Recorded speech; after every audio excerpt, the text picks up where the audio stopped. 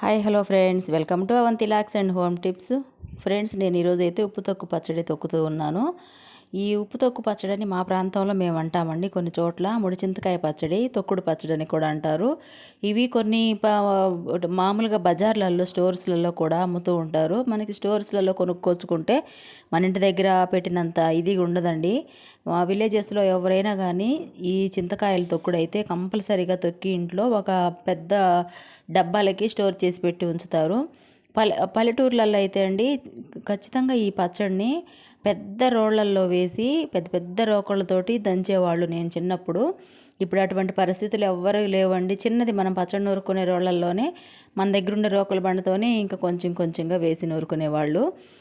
ఇప్పుడు నేను అలాగే నూరుతున్నాను. అప్పుడు పెద్ద రోళ్ళల్లో వేసి నూరేవాళ్ళు, ఇప్పుడు చిన్న రోట్లో వేసి చిన్న రోకల బండతో దంచుతూ ఉన్నాను.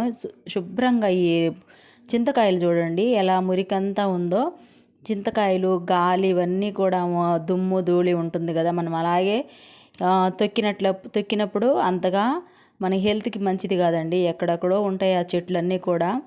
ఆ మట్టి అంతా పోయిన తర్వాత 2 డీసులలో వేసి శుభ్రంగా కడిగి అవన్నీ కూడా కొంచెం తొడల దగ్గర అంతా కొంచెం మెత్తబడిన కాడల్లా కోసేసామండి మా చెల్లెలు నేను ఇద్దరం కూర్చొని. ఇప్పుడు ఈ పచ్చడి వెంటనే తొక్కలేదు. ఒక మధ్యాహ్నం నుంచి సాయంత్రం వరకు ఎండబెట్టానండి ఈ కాయలనైతే. ఎందుకంటే మనం వాటర్లో వేసి కడిగాం కదా, కాయలు ఆరిపోకపోతే, తడి ఆరిపోకపోతే పచ్చడి పాడవుతుంది. శుభ్రంగా తడి ఆరింది చూసుకొని మాత్రమే కొంచెం కొంచెంగా వేసి, కొంచెం ఫస్టు కల్లుప్పు, మెంతులు వేసి అవి కొంచెం మెదిగిన తర్వాత చింతకాయలు వేసి తొక్కుతున్నప్పుడు పసుపు కూడా వేసుకోవాలండి. ఈ పచ్చడి ఒక నెల తర్వాత మనము పచ్చళ్ళల్లో ఎండుమిర్చిలో, పచ్చిమిర్చిలో వేసుకుంటే అసలు మనకి ఏ కూరలు ఉన్నా లేకపోయినా ఈ పచ్చడితోటే బాగా నెయ్యి వేసుకొని వేడివేడి అన్నంలో చింతకాయ పచ్చడి వేసుకొని తింటుంటే ఎంతో కమ్మగా ఉంటుందండి. ఇలా ఒక డీస్కి అయితే తోడు పెట్టాను పచ్చడి అంతా కూడా.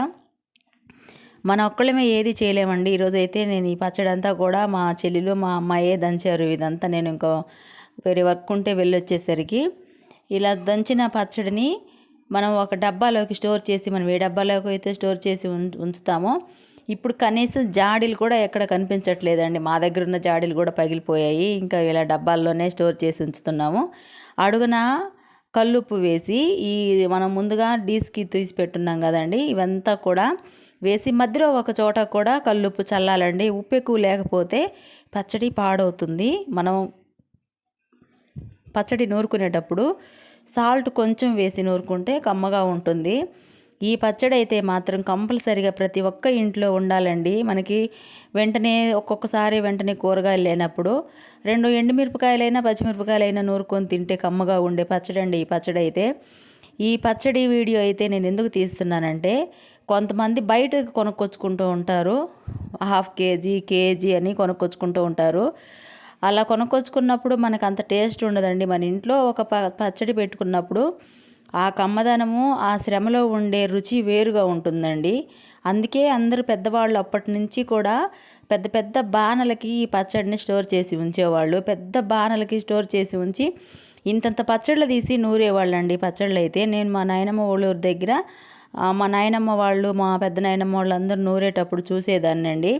అందుకే నేను చెప్తున్నాను, పెద్ద పెద్ద బాణల్లో నుంచి తీసి నూరినప్పుడు ఆ కష్టం వేరుగా ఉంటుందండి. నా వీడియో నచ్చితే లైక్